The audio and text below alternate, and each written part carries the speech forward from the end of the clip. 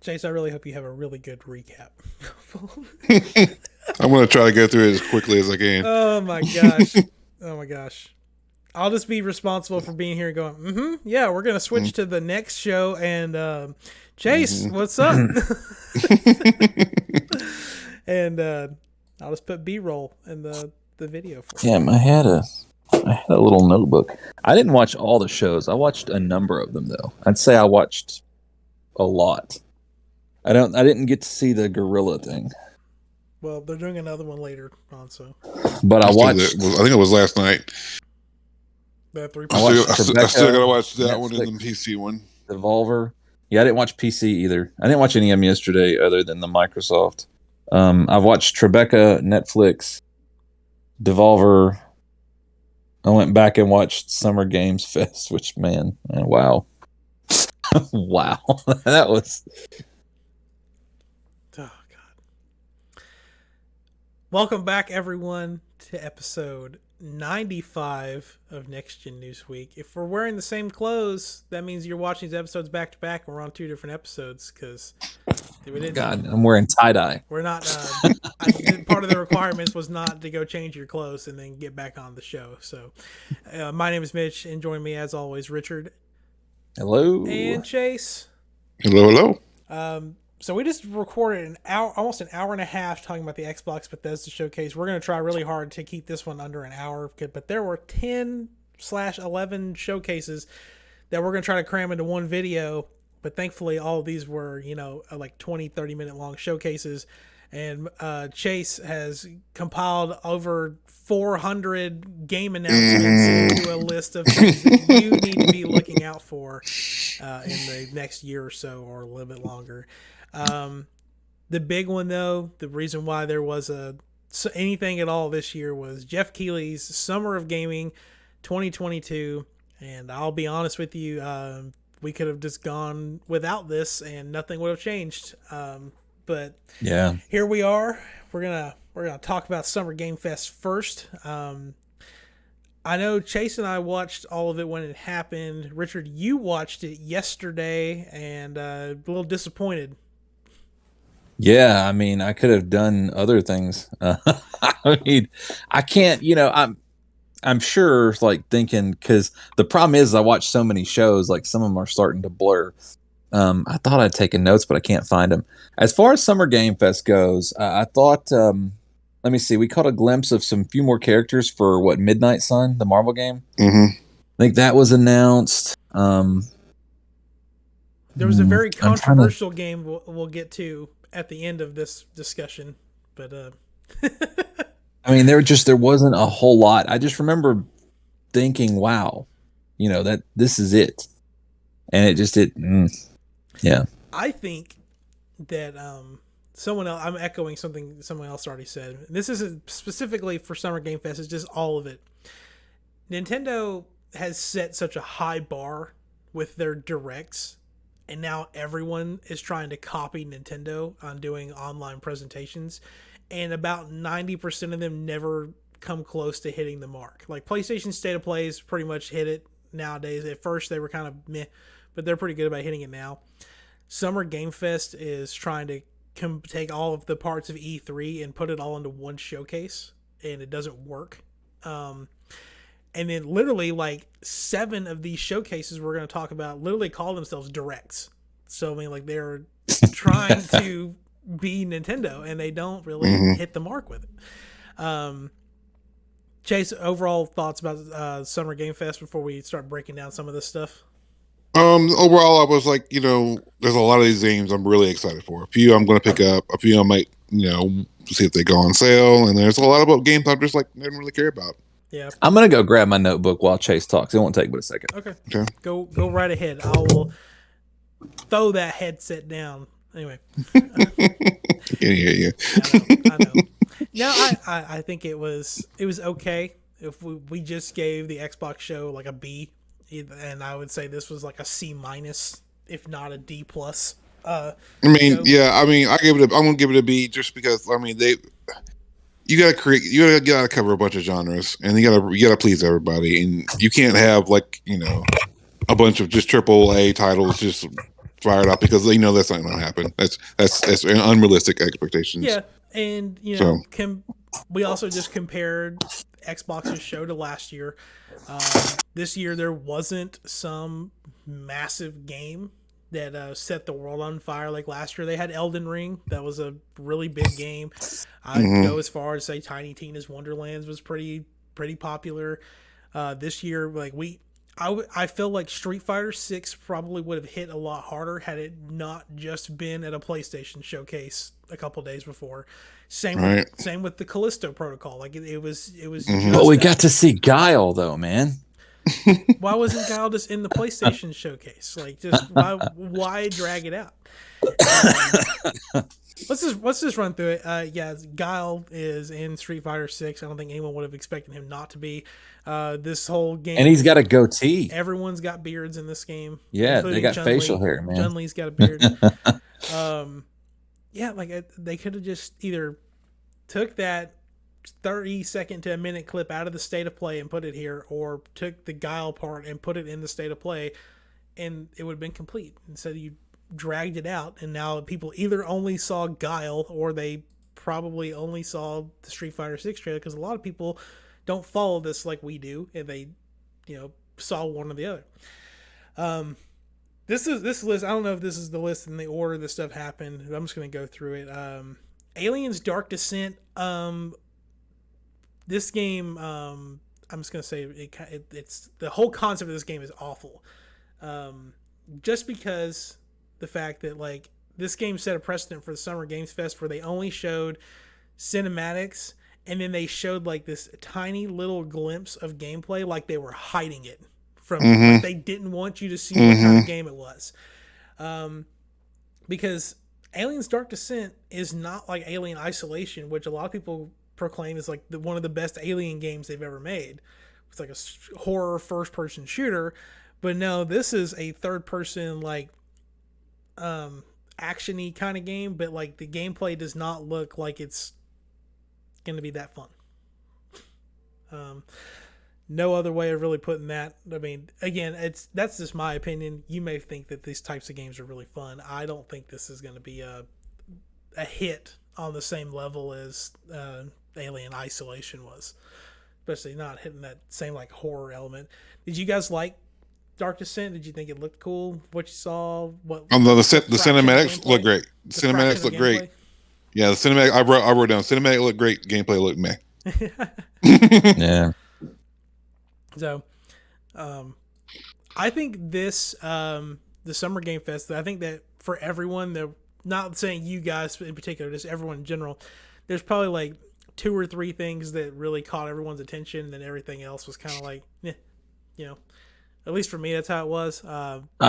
There was a title showcase that like mind blown. Like I forgot that I did put that on my notes. I did say Summer Game Fest sucked, but I've got like all these stars, and I know I'm probably a small minority here, but Flashback 2. Oh my God. Yes. There was a time in history, in early Richard history, where Flashback was Richard's favorite game of all time. Or no, it's on the list of Richard's favorite games of all time, which I usually say it's the top 5, but there's a lot more than 5 on there. So yeah, I was crazy, even though there's already been a Flashback sequel that Flashback 2? Came out it wasn't called Flashback 2. I can't remember what it was called. It came out in the 90s. I might have to look it up really quick. It didn't go over well. It was weird. It was almost like the Conrad, you're the hero. They put him in like cryogenic sleep, and he didn't wake up for hundreds of years. And I mean, it wasn't. Okay, hold on. Fade to Black in 1995. That's what the sequel was called. It didn't do well. So I could see why, they're doing that thing they're doing with horror movies now. They're like, all right, pretend that the sequels don't exist. This is the actual sequel. So, but yeah, super, super dope, man. I can't wait for that. Yeah. The Callisto Protocol. I mean, I'm always down for seeing more of this game. It hasn't quite hit that Deathloop effect yet, where they show it 100 times and then make you get out pissed off when you see it again. This game just looks fantastic, and like they showed off like all this gore, and this is like first time we got to see gameplay for it instead of just a trailer. And like you got guns and melee weapons, and you can throw enemies into fans, and they can throw you into fans, and it cut you up into pieces. And oh my god, like this is I'm gonna stream this in the dark kind of game, and we're gonna just like watch Mitch shit his pants on live television. Man, what a game. I'm so excited for that. There was we got a full trailer of like our full video of showcasing a whole level of Call of Duty Modern Warfare 2. It's Call of Duty with an updated graphics. I know I'm the Call of Duty stan on the show, but I just want to see the multiplayer campaigns. I don't play Call of Duty for campaigns usually, so it's like, well, I feel like they should just, completely separate that. Yeah. Honestly. Yeah. I don't know why they don't separate it. There is a theme with Summer Game Fest where literally, if it wasn't a horror space game, then it probably wasn't going to get shown at this presentation, because there's, I think I counted there's 4 or 5 of these. There may be 5, but Fort Solis, it's a new thriller game set on Mars. It's another horror. It's got Troy Baker from Last of Us and Roger Clark from Red Dead Redemption. Yep. Voicing it, and I'm excited for that. Yep. Then we have Routine, which is a sci-fi horror game. Been in development for over a decade now. It's look good. Yeah. Just another horror spooky game. Stormgate, which is kind of like a sci-fi game, but it's also not a sci-fi game because it's got demons in it. And it's oh my gosh, I just now saw that this is a real-time strategy game and not. Yes, it's the people from Frost Giant. It's their first studio, and they said it's definitely not pay to win. Everything you do in the game, it's you can earn it. You don't have to pay to win anything. So okay. There was the narrative-driven isometric survival game High Water. Yes. Venture into a bleak, flooded world where you're doing something or others. But that's from Demigog, and that's the people that made that Golf Club Wasteland game, and they're making that Cub game. Just like as soon as that was announced, and like I heard the audio, I was like, yes, this is it. So I'm excited for that one. One of the funnier announcements at this was Goat Simulator 3. They skipped right over Goat Simulator 2, went straight into 3. The trailer was making fun of Dead Island 2's trailer. I don't know if you guys remember that, where the dude's jogging down the road and all the zombies are killing people behind him. So yeah, it was making fun of that. But yeah, it's coming out later this year, and there's more goats, and there's more goat shit, and there's more chaos. It's coming. Did y'all ever play Goat Simulator? I did. It was hilarious and just goofy, and I loved it. Yeah. Maddie played the hell out of it. I had to get the Game of Year edition where it had like all the expansions and everything for her. I've never actually played it. I've watched her play it. It looks kind of like one of those quirky time killers. So yeah. I've kind of said what I've needed to say about Marvel's Midnight Suns already on previous episodes. I'll be quick about it. I cannot stand card-based games for the most part, especially games like this. But every time I see a trailer for Marvel's Midnight Suns and they've got some Metallica song in there, it makes me want to just give them my money immediately, because the trailers are fantastic. This is also the second time that Lilith showed up in a game presentation during this whole week, because she's the antagonist for Diablo 4, and now the Marvel's version of Lilith is the antagonist for Midnight Suns. But yeah. So is Spider-Man going to be PlayStation exclusive? No. I don't think so. Mm-hmm. Did Spider-Man ever come out for Avengers? For PlayStation. He did? Yeah. Okay. Like, I swear to God, I thought that was still like he just never came out. Yeah, like okay, so they showed gameplay for Midnight Suns. It is not as bad as I thought it was going to be. Did they? Yeah, it I was thought like that was all. IGN had a preview with Oh, like IGN. Oh, had gotcha, like gotcha. 10 minutes of gameplay. Um, it's not as bad as I thought it was going to be. It's still card based. It's still a tactics game. Still on. I still don't think I'm going to get. The part that kind of breaks the immersion for me is the fact that you've got these superheroes like Doctor Strange, Iron Man, whoever else, Spider Man, and they're all standing like in a circle, and you make one turn at a time. So like you make a turn, the enemy makes a turn. So like you tell Spider Man to do something, but the other Avengers or whoever Midnight Suns are just standing still, and it doesn't feel right because like what? Because realistically, none of them would be standing in a circle waiting for their turn to do something. Like I don't know, it feels weird. It feels out of place. But seeing a possessed Hulk and a possessed Venom and a possessed Wanda and whoever else was with Lilith fighting off against Ghost Rider and Doctor Strange and Iron Man and Spider Man and whoever the I hate that Ghost Rider. you don't like Ghost. People don't like Spider Man. They No, think no. that Spider I Man costume like looks Ghost awful. Rider. I hate that Ghost Rider. Yeah. Like I like Johnny Blaze Ghost Rider. Oh yeah, and Blade is part of this too. So I don't know. Man, I'll consider maybe when it goes on. It'll be like a Black Friday game. It'll go on sale for like $30. It's so Black Friday game. It really is. So we'll see. I want to say I'm more optimistic than I was whenever I first saw it. But you put a trailer when put Metallica in there, I'm gonna buy it probably. So that's just where we're at. I'll tell you a game I never really got into, and I should. I'm a bad noodle for not doing it. And that's Cuphead. And Cuphead's finally getting its Delicious Last Course DLC, which is coming out soon, June 30th. Yeah. Yep, 30th. So, what do you guys think about Cuphead as a whole, and are you excited for its Delicious Last Course?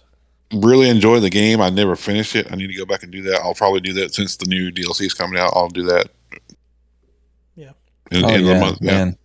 I've watched the Cuphead show. I've got Cuphead Legos, Cuphead plushies. Man, But you don't have Cuphead cups? What's wrong with you? I don't have Cuphead cups. Actually, I did have Cuphead cups. They were glasses. They were these really nice pint glasses. And my dumbass put them in a dishwasher. If you buy graphic glasses from Target, do not put them in the dishwasher. It erases them. So now I have two really nice plain glasses that were formerly Cuphead glasses. Damn. We got Honkai Star Rail, which is a new sci-fi open world game from MiHoYo, the Genshin Impact team. It's a turn-based fighting game, and I don't know. It looks like an anime turn-based fighting game. So, yeah. y'all are the Genshin, or I know Richard's the Genshin guy with Michael. So, I don't know. Are you No, I don't play Genshin. I've tried multiple times. I'm trying to try. I tried to get into that Dislike too. I don't know what it is about those games. I don't know. The other game they announced, Zenless Zone Zero. That one does look a little more my kind of like style. Oh wait, are these both MiHoYo games? Yeah. Okay. Oh, I'm sorry. It's the Hoyo verse. That's what they're calling it now. The Hoyo verse. Okay. It's what it says in this article. Yeah. Okay. Fast-paced action game. Okay. For it. Let's go. Kind of looks like Cyberpunk. Kind of doesn't look like Cyberpunk. We'll see. I think one of the games people really were excited for was Teenage Mutant Ninja Turtles Shredder's Revenge. It's getting 6-player online and local co-op. Not announced during this, but if you buy the physical version of the game, you get a free pizza for a free medium pizza from Pizza Hut, which is okay, cool. Let's go. Yeah, so Day one. Yeah, they revealed Man. Casey Jones as the final character you can play as. This is also going directly into Game Pass too. So if you don't care about But you said 6-player online. I was about to say I think there's 7 players you can be though. There's 7 characters now. Yeah, there's 7 characters because you can be April and Splinter as well. Yep. So yeah, Play it online with your friends. If you have Game Pass, get it on Game Pass. Or if you want to buy it physically, get a free pizza. Whatever you want to do. You have options. Is it coming to Game Pass? Day one on Game Pass. Really? Yeah. Very interesting stuff. One Piece Odyssey, new JRPG based on the One Piece universe. That anime / manga is getting ready to finally wrap up after like 25 seasons or years or however long it's been going on for. It's a new game to celebrate that. Saints Row Boss Factory, that was a real leak. Richard got to play around with the Boss Factory. I downloaded it this morning. It's probably done downloading now, but I never got to play it yet. And you have some gripes about Boss Factory. Yeah, I totally. In Saints Row lingo, I got slapped in the face with a dick. That's about the best way I can put it. Man, I'm so disappointed. I have since deleted it off. I am seriously contemplating not getting that game for like the pettiest damn reason. Okay, yeah. So ever. Let's before we get into that reason, let's break down Boss Factory and like just talk about it as a whole, and then we can go into the gripe that you have with Saints Row Boss or Saints Row as a whole. So, in general, Boss Factory is you get to create your character, which you will play in the Saints Row game that comes out in August. And they have touted that this is like the most diverse and most creative and largest like game creation thing that they have ever put out. And they're fucking liars. Okay, there we go. That's what it is. Let's stop beating around the bush. What's wrong with it? Okay, so in the first Saints Row, you had a mute protagonist. He didn't speak. Kind of like I think they've started calling him Claude from Grand Theft Auto 3. He was basically Claude. He didn't speak, but that's who you were, and you had no control over what he looked like. And then when Saints Row 2 came out, that's when you first saw like this really, I mean, you could be anything. And I mean, it's gotten more and more, I don't want to say complex since then, as far as your creativity goes. But also what happened in Saints Row 2 is you were given the option of this really awesome, tough ball breaker voice that was a British guy with a Cockney accent. And they carried that over. It was in Saints Row 3. It was in Saints Row 4. I always use that voice. It was a very popular voice. And that was one of my big concerns going into the new Saints Row is that, I realize this is all new characters, all new story, all new location, different universe, everything. But, I would like to make at least this universe's version of the guy I was in the previous series. And I was very pleased when I saw the boss trailer that goes into it showed different scenes that the boss was in, but in every single scene it was a different creation of the boss with a different voice. I heard the British voice. Now it was a female character, but I heard the British voice, and I was like, yes, thank God. We'll be able to do this. Let's do this. So I download Boss Factory, and you have 8 voice options, and there for almost each one, there is a masculine and feminine. So like the first one, 1 and 2, number 1 is your average white guy. 2 is your average white girl. 3 and 4 would be, the black version. And then I'm going to skip over 5 and 6 for now. 7 and 8 are like redneck as hell sort of like dialect thing, which is really cool. And then 5 and 6 are interesting because, like I said, every other version you've got a masculine and feminine version of that dialect. So option 6 is your British accent that's feminine. She sounds awesome. She really does. So one would assume that option 4 would be the masculine version of that, and it's not. It sounds like, I know if you're listening from other countries, you may not be familiar with this, or if you're a certain age, but that 70s show, there's a character on there, Fez. It sounds like Fez from that 70s show. I don't think that's funny or humorous at all. and I don't understand what happened, like when they did this. Because again, obviously, there's of every voice option they have, there's a masculine and feminine version of that same voice, except for this one. So what happened in that planning meeting or whatever, where they got together and they decided this, and they're like, okay, so this is what we're going to do. We're going to have all these voices, masculine, feminine, that way. Except, wait a minute, the British one, no. Let's just go off the beaten path and give them some like nerdy foreigner voice for the masculine, and then this cool female British take. I don't understand the, which, you know, I sent a lengthy email because I was so pissed right after I deleted it, and I got a response from them. And they said they were going to forward my email to the development team, and that they understood my concerns, and that they should realize that not every option that's going to be available is reflected in Boss Factory, which I get that, because like the tattoo selection and stuff like that is very limited. So I know that there's going to be a lot more they add to it, but something like a voice, I mean, that's not something that, you know, you just get a graphic artist to create a texture for. I mean, you got to hire somebody to record audio, and I don't know. I'm being very skeptic if there's going to be a masculine British accent, and if there's not, it's very likely I will pass this over, because that's stupid, because they thought enough of it to include a feminine version of it. So like, again, what was the breakdown there? You know, who made that decision, and why did they make it? And why did they think it was a good idea? I'm so excited to try out Boss Factory. Man, like, I was Saints Row was going to be my game of the year, and they slapped me in the face. They really did. That's unfortunate. It is. It is. Well, at least you got the Callisto Protocol to look forward to, I guess. Yeah, man, that looks awesome.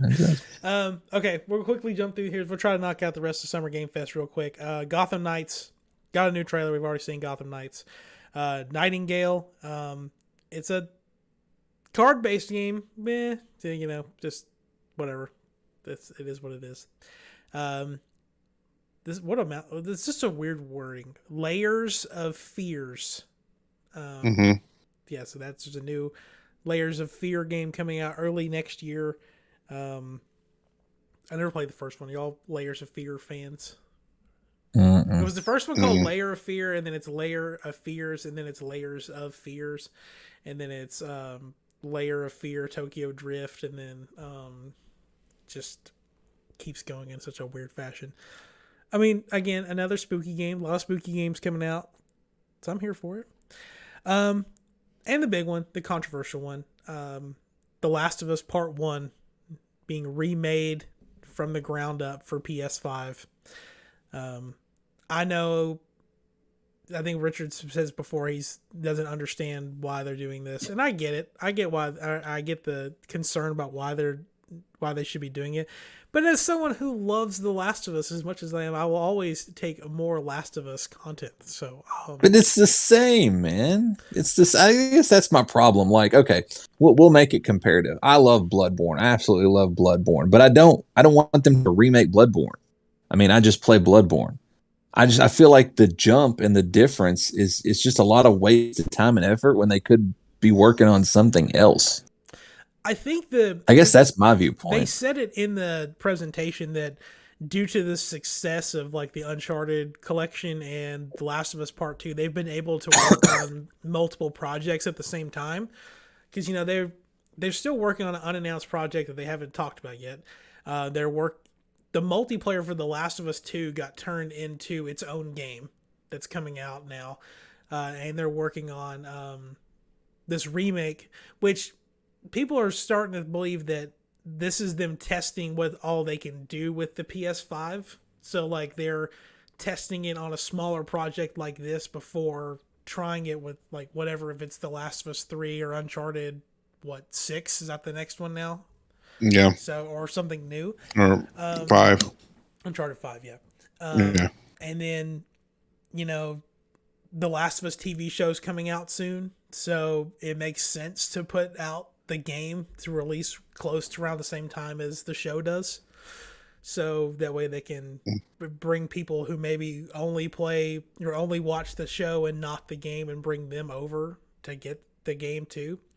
Where I have problems with it, I have a problem with it, and then there's a problem that other people have, but I have a counterpoint to. The problem is this game is $70. Like, it's the original PS3 game launched at $60. The Last of Us remastered that came on the PS4 was $50, and this remake is $70. There is what is it called, the Firefly collection or bundle or whatever. It's $100 for the premium version, and it's sold out. You cannot get it. It's gone. Like, I would have bought it. It's gone. I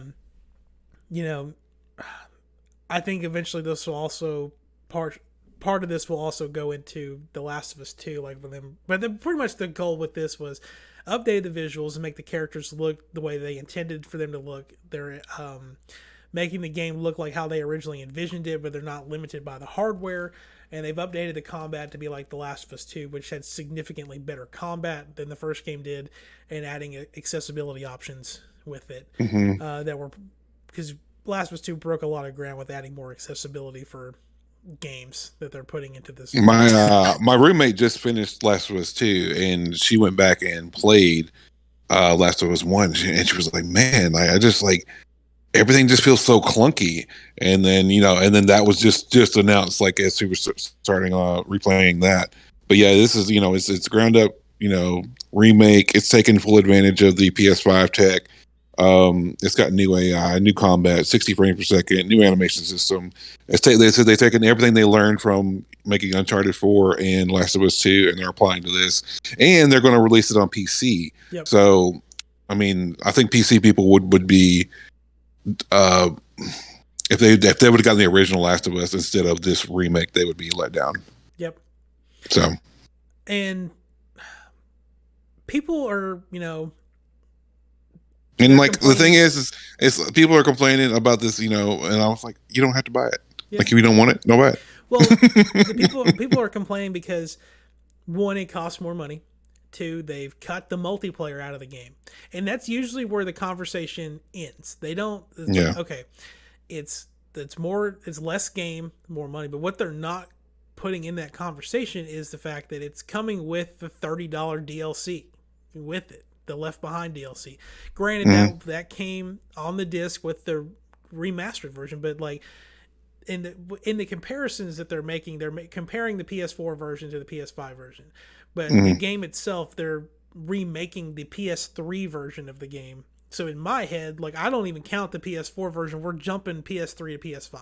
Like, the PS4 version was like just like a new shade, new color, paint. That's This is ground up remake. They talked about, they went back and watched the original like mocap videos, and like they've adjusted the how they the artist put those faces in the game and all that. So yeah, and with that also, it's like where was I going with this? Oh my god, I'm having a brain fart.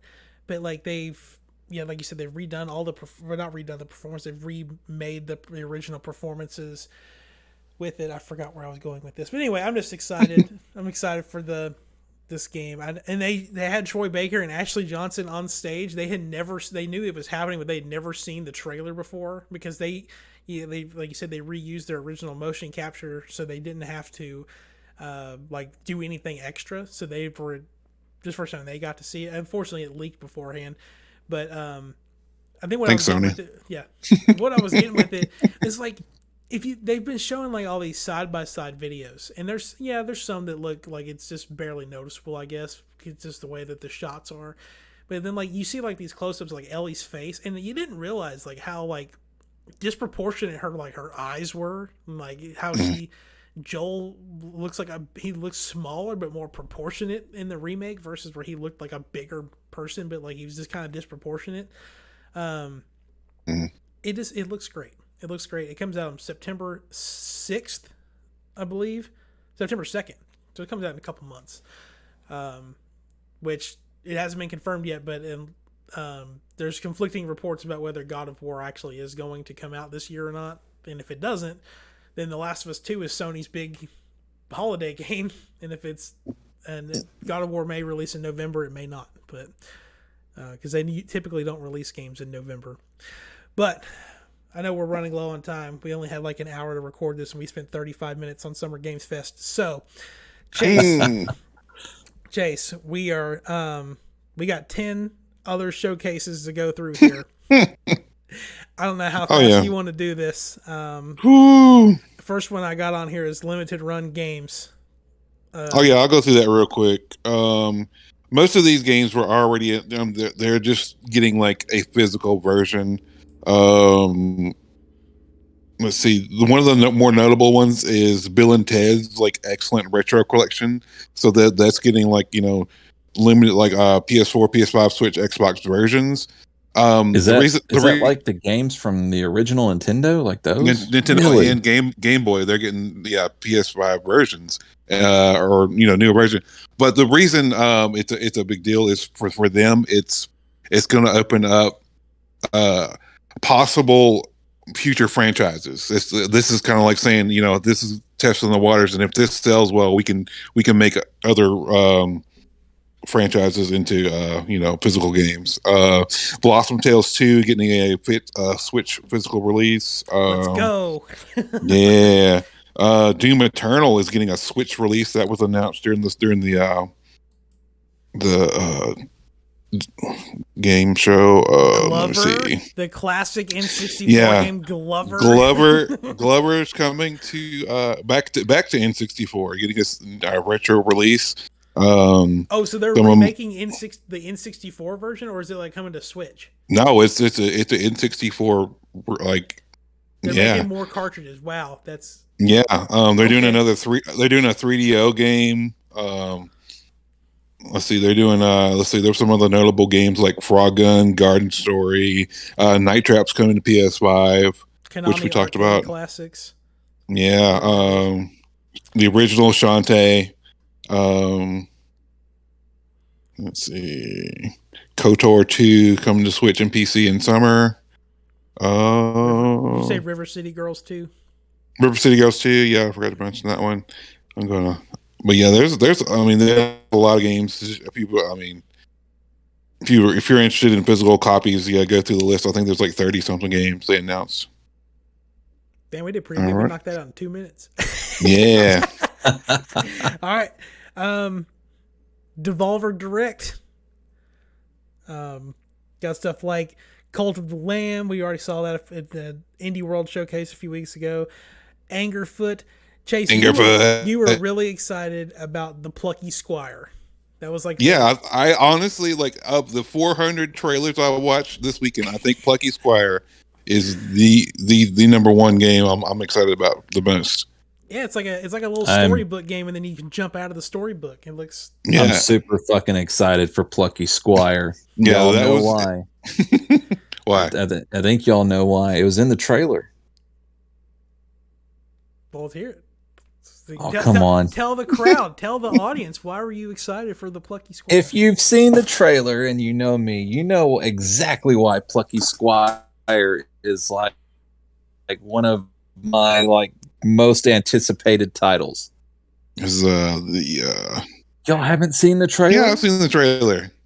I saw the beginning of the trailer. Punch Out in it. Yeah. There's fucking Punch Out. I was like, oh my god, Richard Love put this part. Yeah, there's Punch Out in the game. Yeah. Angerfoot looked really intense. Like it's just like you're just walking around like shooting and kicking things. Card Shark. I think you can order physical versions of Card Shark through Special Reserve at the moment. And Skate Story looks awesome. It's like a skate game where you play as a demon made of glass and pain, and you have to skate to survive. So okay, imagine you just hit anything, you need to explode. Yeah. Was that it? Because that's all that's showing up on the. Yeah. Okay. Like their showcases are kind of like over the top, like gory, weird.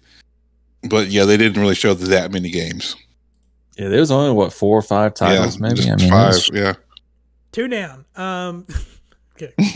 All right. Next was Netflix's Geeked Week. Richard, you said you watched this one, right? And it was mostly just like TV shows. What, Tribeca? No, Netflix. Oh, in the Netflix. Yeah, I mean, there was nothing. The only thing I saw, it was weird. It was on the Netflix show, but it was actually made by Devolver, but didn't show up with Devolver. It was that. Damn it! I didn't write down the title.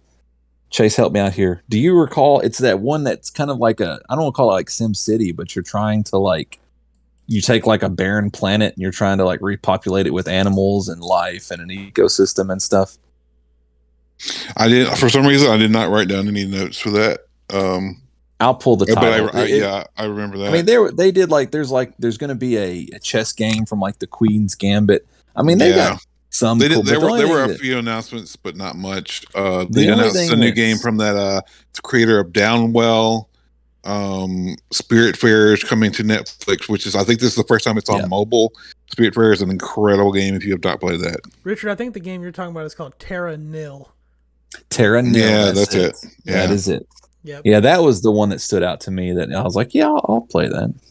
So it's crazy because, they were eventually Netflix is going to have games on their streaming service, but for now they're just I think they're going to Stadia maybe, or they're going to. No, I think you can play them through the app. Okay. I think that's what I haven't tried it out. Yeah. Yeah. There's cool stuff in there. Some new TV show announcements. I think there's a Dragon Age show. Yeah, new Dragon Age show.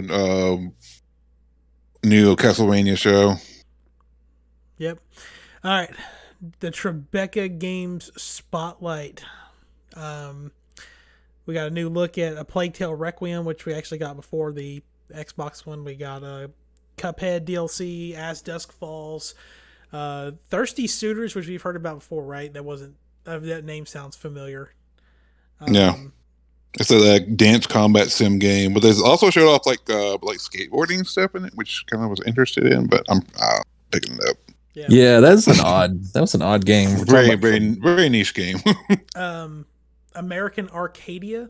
That game looks awesome. Yes, it does. It's basically like the Truman Show and like Logan's Run. And like the game is like split into like two halves. So like half the game you're like 2.5D and you're like running around trying to escape the media, and the other half you're playing as the female protagonist.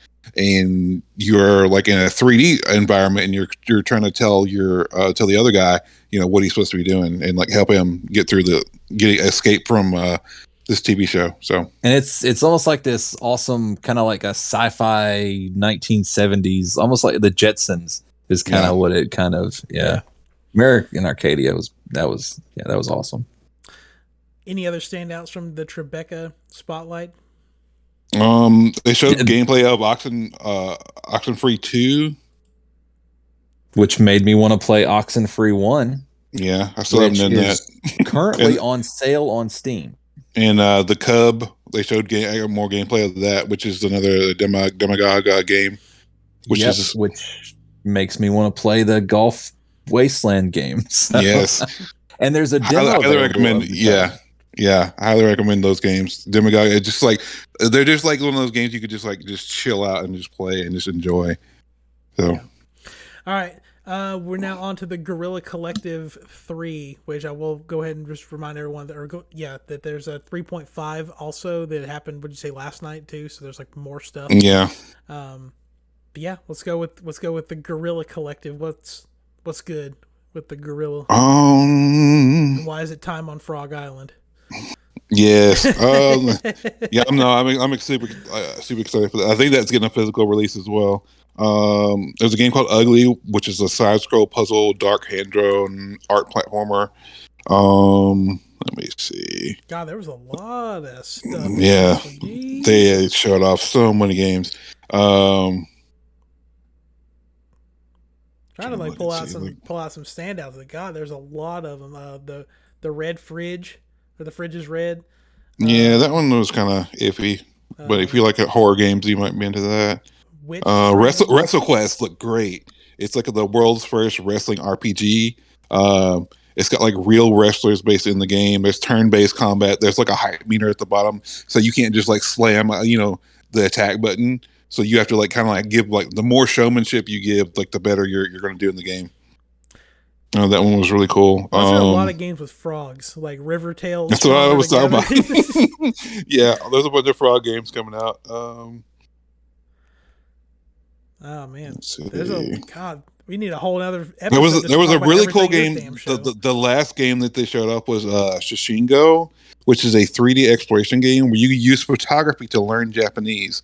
So like it'll give you like a Japanese thing at the bottom. It'll say find this in Japanese, and you have to figure out what it is that you're searching for. So it basically teaches you Japanese through exploration, which is really cool. They showed Rain World Downpour DLC. Man, they showed just so much stuff. Maybe we need to have a separate Guerrilla Collective episode that's not recorded today. Yeah, I mean, like if you like indie games, you might want to just sit down. I think that was like an hour or so where they just go through all those. Yeah. Well, we're running low on time. Let's jump over to the Wholesome Direct, which this is the one that was hosted by IGN, right? Wasn't this part of their? No. Wholesome Direct was the one that was done by IGN was the Freedom Games. Freedom Games, okay. We got Bubblegum Galaxy, Little Bear Chef, Melodicy, Lumberjack. I think they announced 100 games during theirs. Lord. I wrote down like 22 games that I was like super interested in. There was one game called Shim. And if you've ever like been a kid, like riding in the car with your parents' car and looking out the window and like, like seeing like shadows and like pretending you're jumping from shadow to shadow, that's what that game is. It's like you're hiding in shadows and you're jumping and you're rotating the world to jump through like puzzles and shadows to help find you find your person because you've lost from your own shadow. So that one was really cool. A Frog's Tale. More frog games. It was like a top-down RPG puzzle game with time-based attacks. That one looked good. Paper Trail. It's like a puzzle game. Paper Animal RPG looked good. Yep. Skatebird. Skatebird. More content for Skatebird. Where I think there's an Among Us crossover. Among Us, crossover. Yeah. Oh God. Chicken Journey. It was really capitalizing on the. There was an Ollie Frog Toad Skater. Yeah, that one looked fun. I don't know if it's at this show or not, but I saw someone talking about this game that's made by the people that made Untitled Goose Game, where you're a fly and you have like the lifespan of a fly, and you have to cause as much bullshit as you can. Like, the world. It's called Time Flies. Yeah. Yeah. That looks, but it's like all just like black and white, like hand drawn pixel art. It looks really cool. Yep. All right, we got 3 more to go. The Future of Play Direct. Future game show or Future of Play. Maybe I missed that one. Okay, well I'll go through everything real quick. It looks like a bunch of music games. I don't know. We got Infinite Guitars, which is a rhythm RPG where a kicking guitar hero is your best weapon. There's new updates for Boyfriend Dungeon, Hill Agency Purity Decay, which is a noir style RPG. This is a really long list of games. Soundfall, which has got Darth Vader in it now. Creature Keeper, Railbound, The Lost Twins, Spells and Secrets. I don't know anything about these, so I'm just gonna let you know that they're coming. Love Shore, Shipbreaker, Mossfield Origins 3, The Wandering Village, Spiral, OU, Carthomancy, and yeah. Oh, there's more. God. No, that's it. Okay, never mind. That's it. More indie stuff. So actually, lots and lots of the indie games. Like if you like indie games, you have no shortage of games to play. You are eating good. Now, Future Game Show. You got that one, Chase? Let me see. Where is that? Future Game Show. Yeah.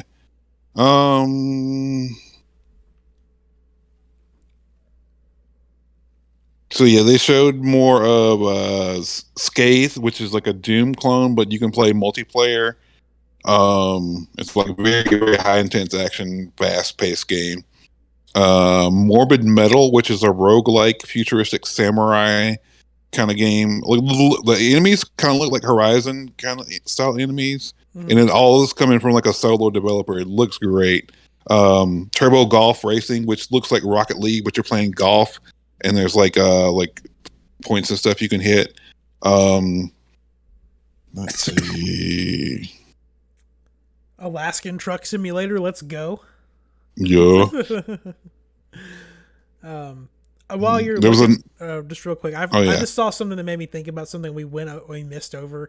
In Summer Games Fest, there was a new trailer for Metal Hellseeker, which is that rhythm-based Doom game. And there's a demo available on PlayStation and Xbox right now, so you should try that out. Anyway, I saw something that made me think about it, and I forgot we didn't talk about it. But anyway, continue. Yeah. There was a game called Through the Nightmares, which is like a side scroller platformer, like Limbo-ish game. Brewmaster, which is a beer crafting simulator, which actually looked really good. I don't drink beer, but it looked really cool. Bramble the Mountain King, which is like a puzzle platformer inspired by Nordic fables. Man, there's so many games. I see Bright Memory Infinite on here, which was originally planned to be an Xbox Series X exclusive that is now they showed that. Xbox, and Switch. And that was like one of the most gorgeous games I've ever seen, so it's crazy that's coming out on everything, including the Switch. Like, holy shit. Yeah. Sunday Gold was like a Team 17 game. Looks like a turn-based combat against an evil mega corporation.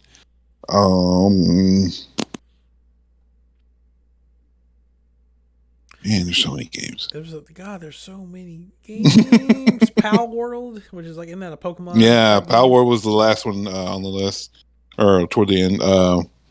That's like that Pokemon with guns kind of game. I love that it's got like these generic ripoffs of Pokemon, and then in the corner, it's literally just got a standard ass chicken. Like, it just. They've showed more gameplay footage of Planet of Lana, which looks beautiful. I cannot wait to play that game. I don't know. Like a lot of these, I just kind of wrote down like one or two words, but I can't remember. But what all? All right, let's jump to the last one that we've got, which was the PC gaming show. So I still haven't watched that. Did we cover the Epic? No, I didn't have Epic on. We can do Epic instead because a lot of this stuff is. I haven't watched it, so I'm not versed on. We can do Epic instead. We'll close out with Epic. Okay. Yeah, they announced the new Lord of the Rings Return to Moria game, which comes out next year. It's got multiplayer. It says it's exclusive to the Epic Games Store. A lot of these were saying exclusive to the Epic Games Store, but I know they're coming out like on other platforms, but they may only be coming to, like, they may not be coming to Steam. They announced the Ghostbusters Spirit Unleashed. Oh, no, that's there were new ghost types to that. PC Building Simulator 2, which now has open beta. Now Shoulders you can work on DDR5 motherboards instead. Yeah. Shoulders of Giants was like a 3D shooter melee combat with multiplayer. They showed a Sifu summer update with like slow motion kind of stuff. Tisha's coming out next year, which looks great. Let's see. Let's see. Goat Simulator 3 will not be coming to Steam. I think it's coming to Epic Store only. New stuff for Splitgate. New stuff for Disney Speedstorm for that. If you like that Disney Mario Kart game. Gigabash was like a kaiju battle game that comes out August 5th. Ramen, that Food Fighter Arena game. It shows us some Rocket League Battle Pass. Fall Guys free-to-play trailer, like a new trailer that's different than the other one, which is pretty fun. They announced the Fortnite Invitational, which is like if you win, you win $1 million. Damn. Yeah. Tell Ty. Yeah. Let's see. They announced that Gen Design, that's the creators of Eco, Shadow of the Colossus, Last Guardian, have a new game coming out. They've not announced what that is. Let's see. I think I'm gonna build a separate computer and just make an Epic Games console. I have so many free games from them and all the stuff that they come out Yeah. with. Let's put like a big old fat hard drive in it. All right.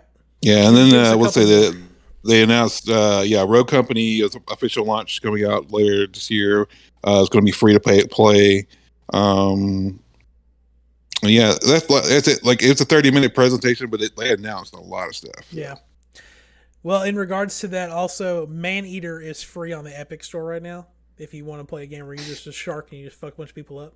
So that was a lot of content to get done in 55 minutes. So we obviously kind of breezed over a lot of those announcements, but definitely go back and check out those shows if you're.